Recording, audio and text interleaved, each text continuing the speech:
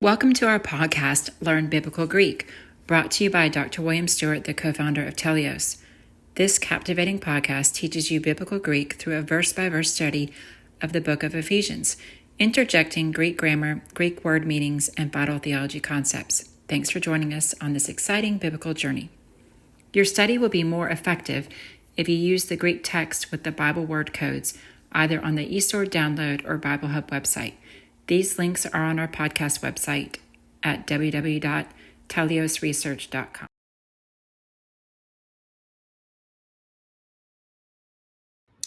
Hello, I'm William Stewart, co-founder of Telios. Welcome back to our podcast on learning biblical Greek. Get that Greek text open, look at our website, look at my disclaimers, other resources we have on the website. I hope you're learning a lot from this podcast, not only Greek grammar about the words, but also some great theology, which Ephesians has, which is the reason why we're in this book. So we are in chapter 4, the beginning of the Christian lifestyle section as members of the Universal Church of God. We're in verse 3. This section is one of the great passages on unity in the Christian faith, which is so important.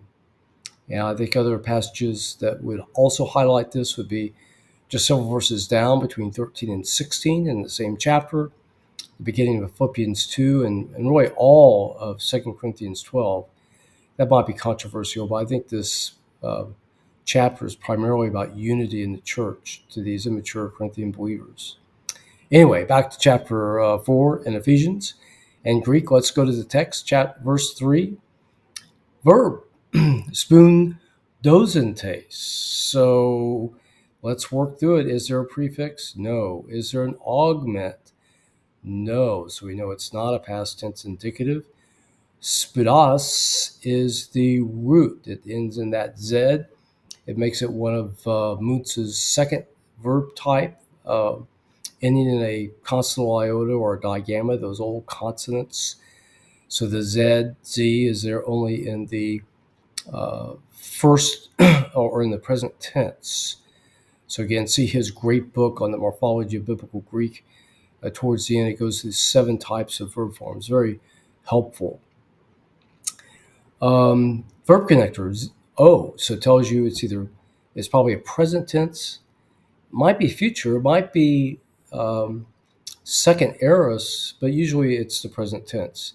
NT tells you it is a active participle, again in the present tense, future as well, and that ES is the ending, telling you it is a masculine plural nominative, taking the third declension endings. So you have a participle, present tense, hastening, spudi, to hasten. Tirin, to keep. From terao, ein, ending is the infinitive for the present tense. Also as I remember, the second aorist. The infinitive, of course, is sort of a partial verb, partial noun, helping out the primary verb. We would say in English to keep, or German zu halten. The Romantic languages, the infinitive is worked into the structure of the verb itself. Teen, tita. So here we have a short word. So we think article, particularly if it begins with a T, and it does. That A to N tells you it's probably an accusative feminine singular. It does not match the following noun, though, in itis, which is here ta, and for unity. And so it tells you that it's third declension, and of course, it is feminine in gender. So third declension endings are typically the same across genders, except neuter differs a little bit in the nominative and the accusative. However, and here we know that a third declension typically ends in a consonant. So the root here is, teat, And if you add an S for the nominative form, the T deletes in front of an S, like any dental, a D, a T, a D, and a theta, and leaving you with tes in the dictionary form of the nominative. But in this case, in the accusative, you had the A for the accusative ending, and it does not delete the T, so it gives you T, tita, excuse me. 2, again, short word begins with a T. That OU would tell you that it is the genitive singular masculine, could be the neuter, and it is an article, and we look thus for a following noun, which we find it. Pneumatos, again, the ending doesn't match, so you think third declension, and indeed it is. That OS ending is the genitive singular. Pneumatot, thus, is the root word ending in a T, so third declension. Add the OS, and you get the genitive singular ending. In, that ever-present, most common preposition, meaning in, inside, on, at, by means of. Very versatile. To sundesmo.